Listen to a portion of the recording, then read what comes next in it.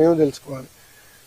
రాబోయే రోజుల్లో ఎలా ప్లాంట్ ని ముందలు తీసుకెళ్లాలి, ఇలాంటిది మళ్ళీ జరగకుండా చూసుకునే బాధ్యత మా అందరి పైన ఉంటుంది. సో దానికేమే అందరూ వచ్చింది. అదే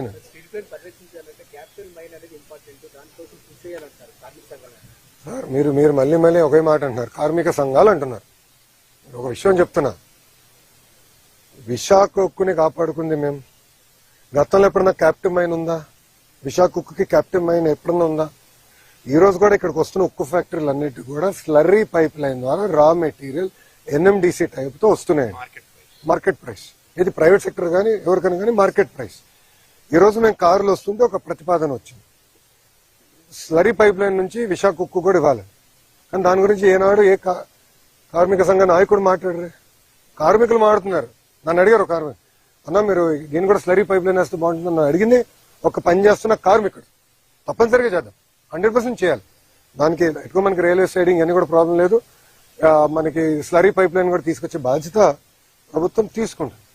ఇది ఇప్పుడు మీరు చూడండి, ఇదే స్టీల్ ప్లాంట్ లాభాల్లోకి వెళ్ళింది, అద్భుతంగా చేసింది. సుమారుగా 10,000 కోట్ల ఎఫ్డి ఉండేది ఒక దశలో. తర్వాత కాంగ్రెస్ వాళ్ళు వచ్చారు. ఇదే ఇప్పుడున్న కార్మిక సంఘ నాయకులు కొంతమంది కాంగ్రెస్ వాళ్ళు ఉన్నారు. వాళ్ళు అడుగుతున్నా, మీరు డబ్బులు తీసుకెళ్లి వేరే రాష్ట్రాలకు ఖర్చు పెట్టారు. బరేలి అక్కడ ప్లాంట్ పెట్టుకోరు, అక్కడ పెట్టదు అన్నట్లు మీరు డబ్బులు పెట్టచ్చు కదా స్వామి. విశాఖకు డబ్బులు తీసుకెళ్లి పెట్టారు. తర్వాత జరిగిన పరిణామాలు మీకు తెలుసు. నష్టాల్లో కూరుకుపోయింది. 15,000 కోట్లు, ₹1 ₹2 కాదు. ఇది కేవలం కార్మికుల డబ్బులే కాదు, అందరి డబ్బులు. భారతీయులు అందరూ వాళ్ళు పన్ను కడితే కదా ఇది తీసుకొచ్చి పెట్టాము. భారతదేశంలో ఏ రాష్ట్రంలో ఇట్లా ప్రైవేటీకరణ జరగకుండా ఆపిన స్టీల్ ప్లాంట్ ఒకటి కూడా లేదు. అలాంటిది విశాఖ ఉక్కు కేవలం 1 and only ఎన్డీఏ ప్రభుత్వం ఆపింది. ఎందుకంటే మనకి ఎమోషన్ తగ్గచ్చు. మనం కాపాడుకున్నాం. కార్మికులు చూసుకునే బాధ్యత నాది. ఈరోజు కార్మిక సంఘాల నాయకులే ఎంత బాధ చేసినట్టు వాళ్ళు మాట్లాడే విధానం చూస్తే, డబ్బులు ఇచ్చేయండి, డబ్బులు ఇచ్చేయండి అంటే డబ్బులు ఇచ్చి చేతులు దులుపుకుని వెళ్ళిపోమంటారు మమ్మల్ని. అదా మా బాధ్యత. నేనేమన్నా కుటుంబాలను మేము ఆదుకుంటాం. ఎస్, ఎక్స్గ్రేషియా ఇస్తామని చెప్పాం, అంటే ఎలాంటి డౌట్ లేదు. ఒక ఆయన ఏమన్నాడంటే విచిత్రం, ఒక కార్మిక నాయకుడు ఏమన్నాడంటే, అసలు మీరు ప్యాకేజ్ ఇవ్వకుండా ఉంటే ప్లాంట్ తెరిసేది కాదు కదా, ప్లాంట్ తెరుచుకుని ఉంటే మనిషి చనిపోయాడు కాదు కదా. మాట్లాడే విధానం అండి ఇది. మీడియా మిత్రులు, ప్రజలు కూడా ఆలోచించండి దయచేసి. ఏంటిది? ఇప్పుడు నేను వెళ్ళింది ఏంటి, వాళ్ళు అడిగిన ప్యాకేజ్ కన్నా రెగ్యులర్ ఎంప్లాయీస్ కి ఇంకెక్కువ వస్తుంది. దాన్ని కుడించమంటారు లేదు. మేము ఇంకోటి, out sourcing contract are permanent అయినా కూడా ఇద్దరికి ఉద్యోగాలుగా ఇస్తాను, పర్మనెంట్ ఉద్యోగం ఇస్తాను. భారతదేశంలో ఎక్కడ జరగలే. పెద్ద మనసులో కుమారస్వామి గారు సెక్రటరీ గారితో పోరాడి తీసుకొచ్చిన నా ఒక నిమిషం నేను ఇవ్వాల్సిన అవసరం కూడా ఆయన పోరాడి తెచ్చిన. అది ఎన్డీఏకున్న చిత్తశుద్ధన. సో మేము ఇక్కడ కేవలం ఏదో డబ్బులు ఇచ్చేసి చేతులు దుప్పుకుని వెళ్ళాక రాలేదు. ఆ కుటుంబాన్ని అండగా ఉంటాం. మొత్తం అంత్యక్రియలు అయిన తర్వాత, పెద్ద కరమైన తర్వాత కుటుంబాలు మేము కలుస్తాం. వాళ్ళ పిల్లల్ని చూసుకోవాల్సిన బాధ్యత కూడా మా పైన ఉంది. We understand that commitment. ఇప్పుడు ఎల్జీ పాలిమర్ ఇష్యూ తీసుకున్నాం. ఎల్జీ అనే సంస్థ డబ్బులు పెట్టాల్సింది ట్రస్ట్ లో. ఎన్డీఏ ప్రభుత్వం వచ్చే వరకు జరగలేదు. ఇప్పుడు ఎవరైతే మాట్లాడుతున్నారో వాళ్ళందరినీ ప్రశ్నిస్తున్నా. ఎల్జీ మేము ఎన్డీఏ ప్రభుత్వం వచ్చినంత వరకు ట్రస్ట్ లో పెట్టాల్సిన డబ్బులు వాళ్ళు పెట్టలా. మేమొచ్చి గన్నబాబు గారు, పల్లా గారు, ఎంపీ గారు, మేము పర్సనల్ గా తీసుకుని నేను 2-3 సార్లు కలిసి వాళ్ళు కలిసి ట్రస్ట్ తెప్పించాం. మిగతా కుటుంబాలన్నిటి కూడా రావాల్సిన నష్టపరిహారం మేము అధికారంలోకి వచ్చినా తెప్పించాం. అక్కడ పర్మనెంట్ గా ఒక ఆసుపత్రి కూడా తెరవాలి. దానికి కూడా నిధులు ఉన్నాయి, 50 crores ఉంది. ట్రస్టీస్ ఒక టైం తీసుకుంటే నేను ఎంపీ గారు కూడా చెప్పాను, మీరు కూడా మాట్లాడండి, హెచ్ఎం గారు కూడా మాట్లాడతారు, అవసరం నేను కూడా ఇన్వాల్వ్ అవుతాను. తప్పనిసరిగా హాస్పిటల్ కూడా తీస్తాను. సో కేవలం ఏదో డబ్బులు ఇచ్చేయండి ఇచ్చారు, తర్వాత మర్చిపోయారు. అలాంటి బ్యాచ్ కాదు. జీవితాంతం గుర్తుపెట్టుకుంది. ఎందుకంటే వాళ్ళందరూ ఆంధ్రులు, తెలుగోలు. మనం కాకపోతే ఎవరు కాపాడతారండి వాళ్ళని? ఆ బాధ్యత ఇక్కడ ఉన్న మా అందరి పైన ఉంది, కేంద్రంలో ఉన్న ఎన్డీఏ పైన ఉంది. అందుకే 6 గంటల్లో కుమారస్వామి గారు వచ్చారండి. అది మాకు నచ్చుతుంది. ఇప్పుడు కార్మిక సంఘాలు కొన్ని రాజకీయ పార్టీలు వచ్చింది, వాళ్ళ నాయకులు ఎవరు నచ్చినారా? Straight question అడుగుతున్నానండి. వాళ్ళ నాయకులు ఒక్కరన్నా వచ్చారా పరామర్శించడానికి? కనీసం మాట్లాడారు ఎవరితో? వాళ్ళు మాట్లాడరు. అక్కడ కుటుంబాలతో నేను మాట్లాడుతుంటే మీరు ప్రాక్టీస్ చేయండి. కుటుంబాలతో నేను మాట్లాడుతున్నాను. నేను చెప్పాల్సిన కుటుంబాలకు చెప్తా. నేను కుటుంబాలకు చెప్పా. వాళ్ళు ఎవరు నన్నేవాడు, వాళ్ళు మళ్ళీ కలుస్తాను కూడా నేను చెప్పా. అది మాకు ఇప్పుడు లోపల కూడా కార్మికులు ఒక ఆయన దూరం నుంచి అరుస్తున్నాడు. నేను ఎందుకు అరుస్తున్నా, దగ్గర రా, ఇంపట్లేదు స్వామి దగ్గర అని తీసుకుని మేము మాట్లాడాం. మా పోలీస్ సోదరు కంగారు పడితే చెప్పిన, ఎందుకు మీకు కంగారు, పక్కరండి అందరిని కలిసి వెళ్తామని చెప్పి కలిసిన. సో ఆ చిత్తశుద్ధి ఎన్డీఏ ప్రభుత్వానికి ఉంది. కుటుంబాలను ఆదుకునే బాధ్యత మేము తీసుకుంటాం. మళ్ళీ విశాఖ ఉక్కుకి పూర్వ వైభవం తీసుకొచ్చే బాధ్యత కూడా మా పైన ఉంది, మేము చేస్తాం. ఓకేనా అమ్మా?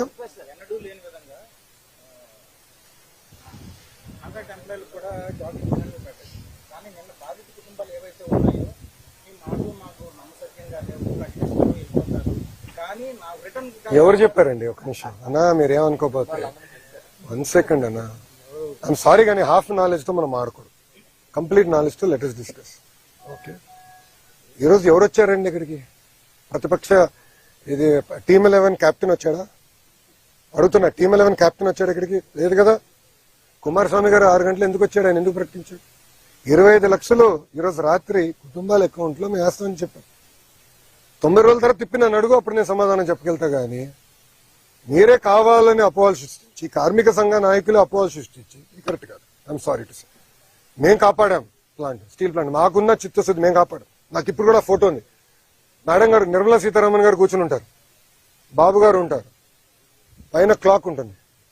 పొద్దున 12 గంటల 15 నిమిషాలు జరుగుతున్న మీటింగ్. రాత్రి ఫోటో అయితేనా రాత్రి 2 వరకు మీటింగ్ జరిగింది. ఫోటోలో 12:15 అంటే డేట్ మారింది. ఇప్పుడు మేడం గారికి అవసరం అది? నిర్మలా సీతారామన్ గారికి అవసరమా అంతవరకు ఉండి మనతో చర్చించి ఇంత ప్యాకేజ్ ఇవ్వాల్సిన అవసరం మేడం గారికి లేదు అని మనకి చిత్తశుద్ధి.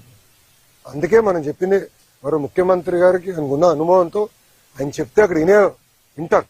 ఎస్, బాబు గారు చెప్తున్నారంటే చాలా సీరియస్ చెప్తున్నారు. అది పరిణామాలు తీసుకుని ఆయన అనౌన్స్ చేశారు. సో నేను చేయకపోతే తిప్పినాను అడిగాను, చేస్తానని చెప్పిన తర్వాత తిప్పి అసలు 24 గంటలు కూడా ఓన్ లోపలే మీరు ఇట్లా మాడితే ఎట్లా? Sir you're in full commitment.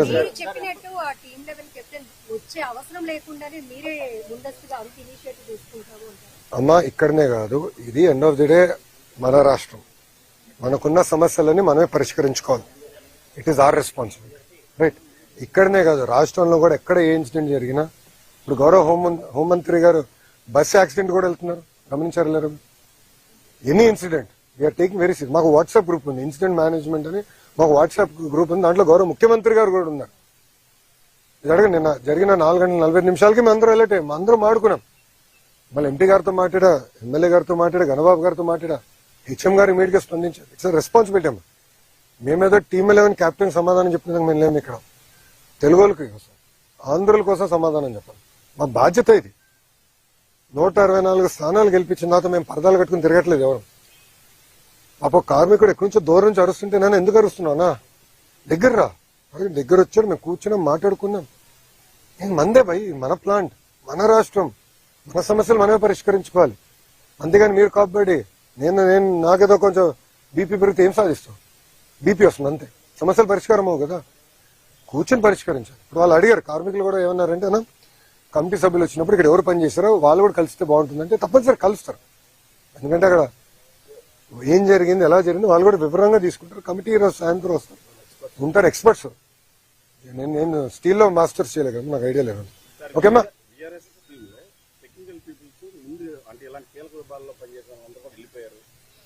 అది నివేదిక ఇవ్వనండి అన్న, వెళ్ళిపోతున్నాడు అంటే అన్ని ఊహాగానాలు. మీరు చెప్పింది ఏంటంటే కార్మిక సంఘ నాయకులు అంటున్నారు. మీరు ఇప్పుడు 3వ ప్రశ్న మీరు అడిగిన అన్ని ప్రశ్నలు అదొకటి వచ్చింది. ఎవరు అడిగారు కదా, కార్మిక సంఘ నాయకులు ఇది అన్నారు, కార్మిక సంఘ నాయకులు అంటున్నారు. వాళ్ళ సమాధానం చెప్పేదానికి నేను లేను. ఎవరు? అరే వాళ్ళు అడుగుతారు, వాళ్ళకేం పోయింది? వాళ్ళు ఆయన ఎంత బాధ అంటే చెప్పేసి వెళ్ళండి అంట. ఎంత బాధ వస్తుందండి. దానికన్నా ఎక్కువ వస్తుంది కొంత కుటుంబాలు. కానీ నేను అనుకుంటే చెప్పేసి మీరు వెళ్ళిపోండి. అదే మరి ఇంకో నాయకుడు ఎంత బాధ అండి. మీరు తెరిపించారు కనుక జరిగిందంట. 15,000 కోట్ల రూపాయలు ప్యాకేజ్ ఇచ్చి మేము తెరిపిస్తే, మళ్ళీ నష్టాల్లో ఉన్న ప్లాన్ ని తిరిగి తెరిపిస్తే, బ్యాక్లాగ్ జీతాలన్నీ కూడా చెల్లించి